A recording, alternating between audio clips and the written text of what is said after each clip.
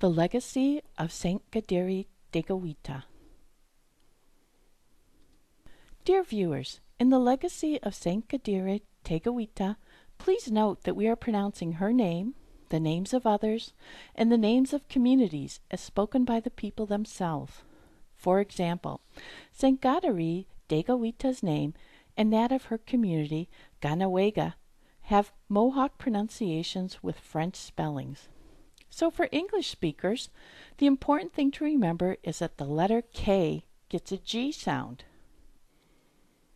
Throughout this past century, and especially since her 1980 beatification, thousands of Native North Americans have overcome their personal challenges and followed the path of Saint Kateri Tekakwitha. Yes, you and me, we can do this. With Kateri's help, we can overcome our personal struggles and love Jesus and use the many gifts the Creator gives to us to help each other. By baptism, we're all called to heaven, and someday a few of us will be canonized or recognized formally.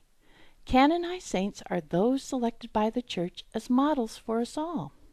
They are holy people who live virtuous and generally well-documented lives, confirmed by martyrdom or God's miracles, while helping us through prayer. Easter eggs are symbols of the tomb from which Christ arose, and the hope that we too will experience eternal life. Shown here are Easter eggs by Native artists, and pictures of 10 Native Catholics who were in good standing when they passed, and who we believe have joined Jesus in heaven. From the 16th and 17th centuries are Saint Juan Diego Cuauhtémoc, the Aztec holy man in Mexico, to whom Our Lady of Guadalupe appeared as an Aztec woman, and Saint Kateri Tekakwitha, an Algonquin-Mohawk holy woman from New York, Quebec. From the 17th and 18th centuries are Joseph Chihoatenhua, a Huron martyr from Ontario, and several Appalachian martyrs from Florida. From the 19th century is Geronimo, an Apache leader from Arizona, and American sister Mother Mary Catherine Sacred White Buffalo, a Hunkpapa, a religious holy woman from North Dakota. From the mid-19th through mid-20th century is Nicholas Black Elk, an Ogallala holy man and catechist from South Dakota, and sister of St. Francis, Mary Olivia Taylor, a Choctaw Chickasaw educator and religious from Oklahoma. From the mid to late 20th century is Louis Sam, a Coeur d'Alene lay church leader from Idaho, and Rose Prince, a carrier holy woman from British Columbia. And from today, the 21st century, this Easter egg represents you and me, in the hope that we will be joining them. Saint Kateri grew up facing many challenges and hardships. She was born in present-day upstate New York within a Mohawk community, to a traditional Mohawk father and a Christian Algonquin mother. At age 4, a smallpox bacterial infection raged through and devastated her and the community. It killed many people, including her parents and her brother, and it left her face scarred and eyesight damaged. Relatives in her Mohawk Turtle clan then raised Kateri in the Mohawk Valley near present-day Albany. In so doing, she learned about the Creator and the turtle's foundational role in supporting all of what the Creator has made. Kateri learned about the Creator's great law of peace, which bound her Mohawk people in a covenant with their nearby relatives, the Cayuga, Oneida, Onondaga, and Seneca. Together they became known as the Iroquois, and their traditional dwelling, the Longhouse, symbolized their way of life. Because the Mohawk people lived farthest to the east, they became known as the Keepers of the Eastern Door, in a metaphorical longhouse, aligned with the pathway of the sun, stretching over all the Iroquois peoples from east to west. Kateri learned about the 3 sisters of corn, beans, and squash. Throughout upstate New York, all of the Iroquois nations cultivated our grandmother earth with care, and grew these crops for food, which continues today. At age 18, visiting Jesuits instructed Kateri in her mother's Christian faith, and they baptized her the next year in 1676. They gave her the name Catherine, after Saint Catherine of Siena, because, like her namesake, she too is a mystical and prayerful person. The following year, like other Mohawk Christians at that time, Kateri moved north into Quebec, Canada, near Montreal, where their Jesuit teachers lived. There she became known for her sanctity and love of Jesus. Then her health failed, and she died at age 24 in 1680. On her deathbed, she spoke her final words, "Jesus, I love you." And moments later, after she passed, her facial scars miraculously disappeared. Fellow Mohawk Christians honored Kateri's memory and cared for her remains, and in so doing they founded the St. Francis Xavier Church in KAHNAWAKE by Montreal on the St. Lawrence River in 1719. The town's original bark houses gave way to brick ones, and because of the river's many rapids, its men became expert canoeists who ventured west as voyageurs in the fur trade long before Lewis and Clark. For generations without clergy, some men intermarried among tribes in present-day Montana, Alberta, and elsewhere. As lay missionaries, they spread their faith in Jesus as their Savior, and their Western descendants did likewise. However, at this time, Kateri's story was not passed on, because the learning about Jesus must come first. Meanwhile, Jesuits began to spread Kateri's story, and in Mexico, where evangelization had begun earlier, Jesuit-educated native women religious began to honor and pray to her. But by 1773, trouble stalled her cause in Europe and North America.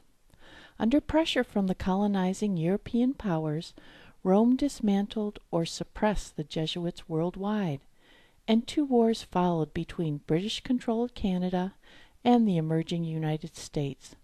Thousands of Mohawk and Iroquois people died supporting both sides, and the great law of peace was shaken. In 1814, Rome permitted the Jesuits to reorganize, and beginning in 1839, the pioneering Jesuit father Pierre-Jean de Smet led the founding of Jesuit communities and schools in Midwest and Western United States. By the 1880s, Jesuits were again promoting Kateri's story, and they prompted petitions from North American Native Catholics and bishops' councils to urge the Holy Father to allow Kateri's canonization cause to begin. One such native petition is this translated excerpt from the Flathead people, a tribe in Montana with considerable Mohawk intermarriage and a long history of seeking Jesuit missionaries. It reads in part, "This virgin, we believe, was given to us from God as a great favor, for she is our little sister. But now we hope that thou, our Father, who art the vicar of Jesus Christ, will grant us a favor likewise. We beg thee with the whole of our hearts to speak and say, You, Indians, my children, take Catherine as an object of your veneration in the church, because she is holy and is in heaven." Meanwhile, in the future North and South Dakota, Father Francis Craft, a mixed-blood Mohawk and wounded survivor of the 1890 Wounded Knee Massacre, collaborated with several Lakota Catholic women to organize the American Sisters as a community of women religious. They followed Kateri's vision to form a Native women's religious community in conjunction with their Lakota tradition of the sacred white buffalo woman, who gifted them the sacred pipe as a mediating instrument for praying to God. This was reflected in the professed name of Josephine Crowfeather, the community's first superior, who became Mother Mary Catherine's Sacred White Buffalo. The community grew to at least 12 members based on the Fort Berthold Indian Reservation in North Dakota. There they ministered to the 3 affiliated tribes of Arikara, Hidatsa, and Mandan by providing home health care and Christian religious instruction. However, skeptical government and church officials doubted their abilities and opposed their ministry, which led to their community's decline. Mother Catherine died in 1893, and the Spanish-American War ensued 5 years later. Only 4 sisters remained, who with their chaplain, Father Kraft, enlisted in the United States Armed Forces. The sisters became the first American Indian women to serve officially, and in so doing they successfully administered a hospital in Havana. After the war, all returned to the United States, except Mother Mary Anthony Cloudrobe on the far left. She died in Cuba and remains buried there today. After 1900, new picture technologies became available for promoting ideas, and Catholic authors, missionaries, and other friends of Kateri added them to the promotion of her cause. Printed illustrations, shows with illuminated slides, and posters became common, as shown by these Choctaw girls at Holy Rosary Mission in Tucker, Mississippi. In 1931, the Bishop of Albany formally opened Kateri's canonization cause. More documentation was compiled, authenticated, and studied, and more petitions were gathered, which would total over 600, with nearly 100,000 signatures, all of which generated more awareness of her cause. As the momentum grew, students at Catholic schools began to present plays about her life. Among them were plays at St. Anthony's Mission in Zuni Pueblo, New Mexico, and Holy Rosary Mission on the Pine Ridge Indian Reservation in South Dakota. Native women promoted Kateri's cause through church clubs or sodalities. These Coeur d'Alene women gathered for prayer at Sacred Heart Mission on the Coeur d'Alene Indian Reservation, De Smet, Idaho, in 1940.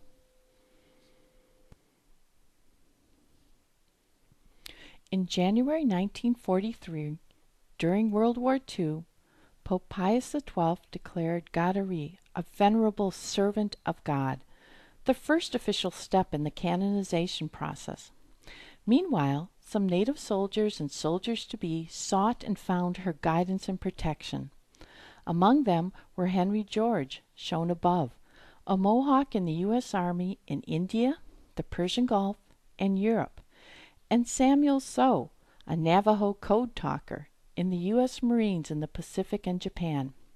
Private So was scared to death at Iwo Jima, but he had a vision of a beautiful lady in a buckskin dress he later identified as Kateri.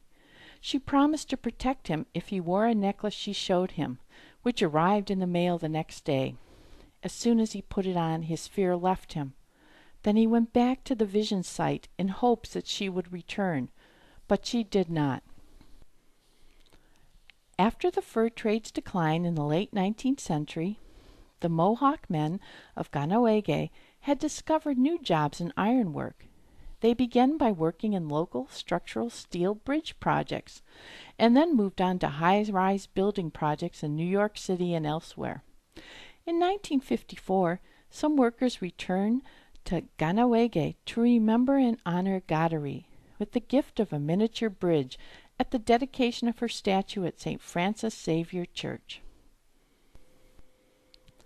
Among the Mohawk people, much of the momentum for Kateri's cause comes from the ladies, as shown in this 1990 pilgrimage to her birthplace at the Shrine of Our Lady of Martyrs near Orisville, New York. Similarly, Mohawk ladies have contributed to the momentum for her cause within the Tekakwitha Conference. Sister Kateri Mitchell, also a Turtle Clan member like her namesake, sang praises to Kateri in 1985 at Lemoyne College in Syracuse, New York. Mohawk ladies from Awe-Sasne, Mohawk Nation in New York and Quebec, participate in the Grand Entry in 1989 in Fargo, North Dakota, and reenactor Julie DeGonzac Daniels performs her monologue about KATERI'S life in 1993 in Seattle, Washington. How did the Tekakwitha Conference begin? Early in 1939, Benedictine Father Sylvester Eisman, a lifetime missionary among the Yankton Lakota Sioux at Marty, South Dakota, met in Fargo, North Dakota with Bishop Aloysius Minch, a former seminary educator from Milwaukee, Wisconsin. They discussed how best to provide mutual support and problem-solving tools for priests and men religious ministering to Native Catholics, and they agreed to launch a gathering that summer in Fargo. 27 non-Native clergy and 3 Native laymen attended from 3 states. They agreed to meet annually to discuss pastoral concerns, and the following year they gave the conference its name, the Tekakwitha Conference. To host its meetings, they began to rotate the site among their Catholic missions and schools, first in North and South Dakota, and later Montana, Minnesota, and Manitoba as well. Although named in KATERI'S honor, they never invited women. But they invited Native laymen as observers and guest speakers, and Native clergy and men religious as members. In 1964, the attendees posed for this picture while meeting at St. Joseph's Indian School in Chamberlain, South Dakota, which includes Jesuit Father John Brown of the Blackfeet Nation, in the 3rd row at the far left. In 1977, under the spirit of Vatican II, the conference reorganized with Native Catholic leaders who soon invited to membership all persons dedicated to Native Catholic ministry everywhere. Meanwhile, Native Catholic women began to promote KATERI'S cause elsewhere. Here, Elders Wano and Joe Pecos lead a 1989 procession to enshrine Blessed KATERI in San Diego Mission in Yemas Pueblo, New Mexico, which was the first such enshrinement in a church among the Southwest Pueblo tribes. By the 1990s, KATERI'S native devotees were everywhere across North America, from Eskimo in Alaska, Pima in Mexico, Awesasne Mohawk in New York, Quebec, to Cherokee in North Carolina. During the late 1970s, Native Catholic clergy, religious, and laity had thoughtful discussions about enculturation, which led to various forms of enculturated Mass and Catholic ceremonies in meetings at the national, regional, and local levels. As more Native Catholics joined, they brought their native cultures with them, and from their hearts they shared their languages, symbols, and practices.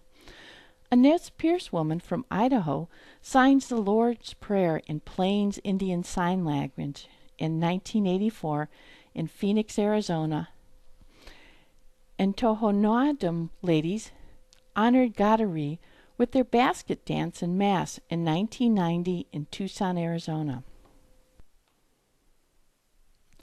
A KATERI Circle powwow princess wears a beaded crown with the cross in 2000 in Lincoln, Nebraska, and a Crow Nation pipe carrier prays with his pipe in Mass in 1991 in Norman, Oklahoma. And Laguna Pueblo Eagle dancers from New Mexico honor KATERI in Mass in 1992 in Orono, Maine, and a shrine honors her before a Lakota Sioux star quilt in 2003 in Sioux Falls, South Dakota. The conference also runs under Native leadership, which includes bishops, as well as religious, clergy, and laity. And youth are involved as well. After further review, Pope John Paul II declared KATERI blessed in 1980, the second of 3 steps towards canonization, which was followed by his visit to Phoenix in 1987. Since KATERI'S beatification, The Canadian Vice Postulator has given first-class relics from Kateri to Native Catholic leaders, who in turn began to involve them in processions and the Mass at the conference by 1990. The center close-ups show the reliquary and the tiny relic in the small case with the red backing. In following the pathway of the sun across North America from the Mohawks, the people of the Eastern Door, to where the sun sets in the far west, stands this sculpture next to St. Joachim's Mission in the Lummi Nation on Puget Sound's western shore within Washington state. It depicts the origins of their Christian faith as paddlers in a dugout canoe bring the first missionary to tell the people about Jesus.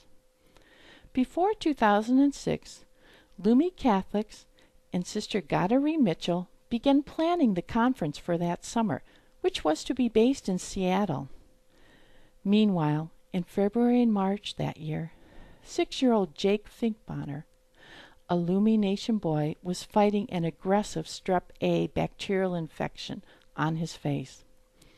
Family and friends prayed to St. Kateri to save his life. During the conference planning, Sister Kateri visited him at Seattle's Children's Hospital, and she and his parents prayed briefly with Kateri's first-class relic. Immediately after Sister Kateri left, hospital staff removed Jake's bandages during surgery and discovered that his disease was gone. But like St. Kateri after her disease, Jake's scars remained.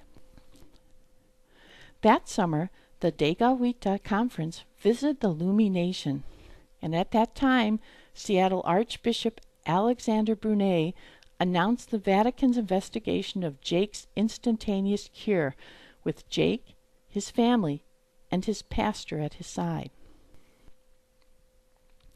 Before 2012, the Mohawk Nation had already planned to host the conference for that next summer. Then in December 2011, the Vatican announced that it had authenticated Jake's cure as a miracle due to Kateri's intercession with God, and that Pope Benedict XVI would declare Kateri a saint in heaven next October. Consequently, that year's conference had the atmosphere of a religious pep rally. It concluded with Jake transferring St. Kateri's reliquary to a representative of the next year's host committee, while Sister Kateri looks on.